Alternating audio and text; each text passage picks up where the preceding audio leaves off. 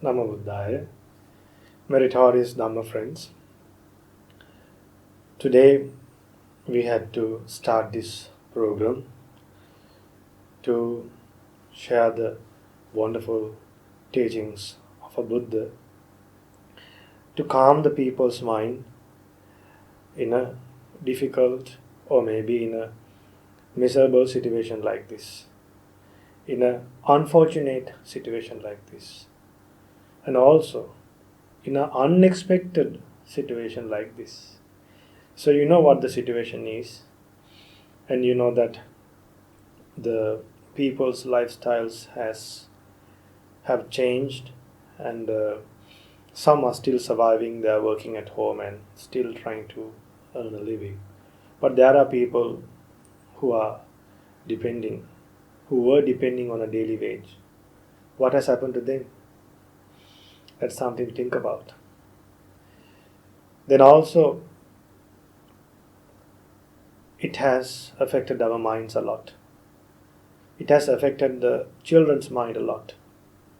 And the sleeping time has changed. The waking up time has changed. The daily routine has changed. So will this affect our samsara? Will this affect our next life? So it's not just the routine that affects the samsara. It's just how we think, how we react,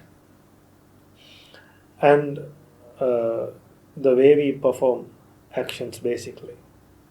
So we are hoping to conduct very short programs to pass the Buddha's message as much as possible. So during these programs we will be learning from the Buddha's original scriptures, we will be learning suttas, then we will be learning Jataka stories, Dhammapada stories, and I'm hoping to focus more on Satipatthana Sutta. And also many other suttas like Parabhava Sutta, Mahamangala Sutta, Ratana Sutta, and many other suttas that would help us to develop good qualities as well as spiritually, to develop our wisdom as well as basic human qualities that will help us like a ladder, like a bridge to attain Nibbana. So these days we get to hear two types of news. Can you guess the two types of news? What I understand is one type of news is a news that would make us sad or gives us fear. The other news that we hear is the dedication the doctors, nurses, and the other capable people do. For an example, in Sri Lanka, people who own hotels, they donate them temporarily for the as a hospital for the people who are affected by the coronavirus. So we get to hear two types of news. One is good side, one is bad side, and the other side is acts of loving kindness, actions of compassion. So from both messages will help us to develop our path of Dhamma. So it's our duty and our responsibility to figure out and also to learn and to find a way to take both these messages in a meaningful way. So that will help us to develop our effort to cultivate wholesome deeds and abandon unwholesome deeds and live happily in a difficult situation like this. So first of all, let's go for refuge to Buddha Dhamma Sangha and observe the 5 precepts and learn a Dhamma sermon. So let's go for refuge to Buddha Dhamma Sangha together with me and observe the 5 precepts. You can say after me. Now everyone can say loudly at homes. Do it wholeheartedly. Okay. Sadhu, Sadhu, sadhu. Namo tassa bhagavato arahato samma sambuddhassa. Namo tassa bhagavato arahato samma sambuddhassa. Namo tassa bhagavato arahato samma sambuddhassa. Buddhaṃ saraṇaṃ gacchāmi. Dhammaṃ saraṇaṃ gacchāmi. Saṅghaṃ saraṇaṃ gacchāmi. Dutiyampi buddhaṃ saraṇaṃ gacchāmi. Dutiyampi dhammaṃ saraṇaṃ gacchāmi. Dutiyampi saṅghaṃ saraṇaṃ gacchāmi. Tatiyampi buddhaṃ saraṇaṃ gacchāmi. Tatiyampi dhammaṃ saraṇaṃ gacchāmi. Tatiyampi saṅghaṃ saraṇaṃ gacchāmi. Sadhu, sadhu, sadhu. Dear Dhamma friends, and also kids might be taking part in this program. So children, now observe the 5 precepts. Say after me. I observe the precept of abstaining from killing beings. I observe the precept of abstaining from stealing. I observe the precept of abstaining from sexual misconduct. I observe the precept of abstaining from telling lies. I observe the precept of abstaining from taking intoxicating drinks and drugs. I follow these precepts for happiness in this life, for rebirth in heaven, and to realize the Four Noble Truths in this Gautama Buddha's dispensation. Sadhu, sadhu, sadhu. Namo Buddhaya. And my homage to my teacher, Avasarai Kirivatgoda Jnanananda Mahathera Avalokaswamin Wahansa. Dear Dhamma friends, in the Maha Satipatthana Sutta, the Blessed One preached like this. Ekayano ayam bhikkhave maggo. Monks, this is the one and only path. Now we are going to hear a path that is and one and only path. Sattanang visuddhiya, for the purification of beings. Don't we need that? We need it. Soka pariddavanang samatikkamaya, for the overcoming of sorrow and lamentation. Don't we need that as well? We need that as well.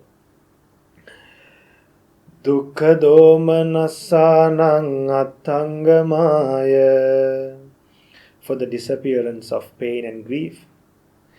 Na nyayasya adhigamaya, for the attainment of higher knowledge. Don't we need that? We need that. Nibbanasya satchikiriyaya, and for the realization of Nibbana. Nibbana satchikiriyaya. Yadidang chattaro satipatthana kathame chattaro, namely the four establishment of mindfulness. What are the four? So we need these four mindfulness to be happy in any occasion. So if someone has practiced the impermanence nature very well, it could be a coronavirus, it could be even a person who thinks like this. Like what? How did Buddha said it's like this? Buddha said, imagine you are breathing in, and before you breathe out you can die. Our life is like a small water stream that is drying out. Our life is like a piece of meat being thrown to a heated plate throughout the day.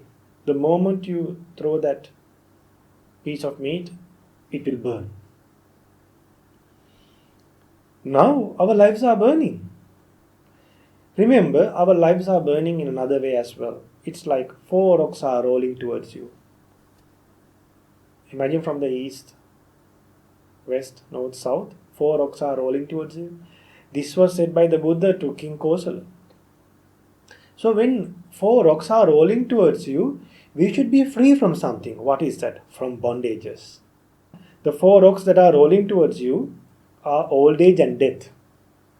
So now old age and death is rolling towards you. You are getting closer to that. You are facing that. Some people are going through that. So I think you all would have seen photographs and videos that was shown in the television, through the mass media, especially from Spain and from Italy, how people are suffering there. So then we should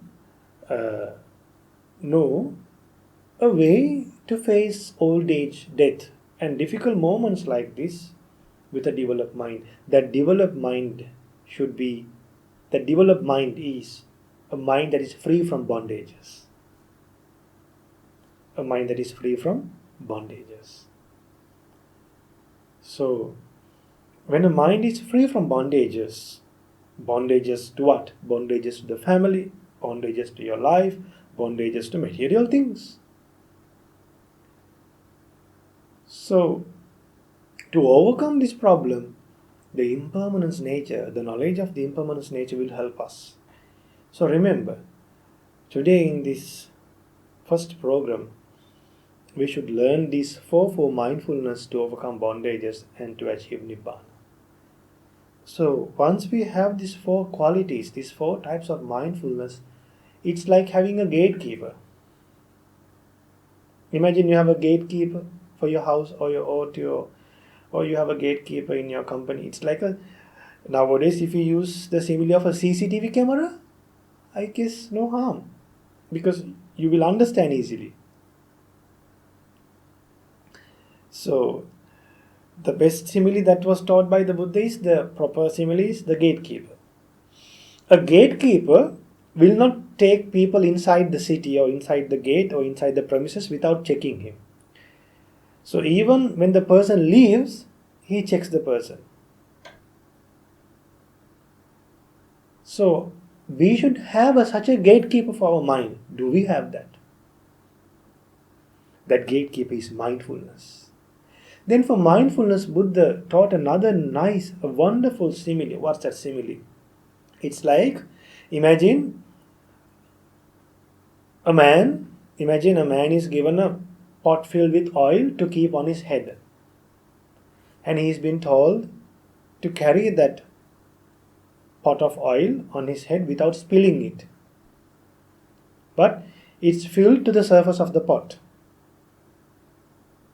Now the worst part is, the most difficult task is this. Now when this man is keeping this on his head and moving while he's walking, there's a person following him with a huge sword, with a sharp sword. If he spill a single drop, that person with a sword will slaughter him.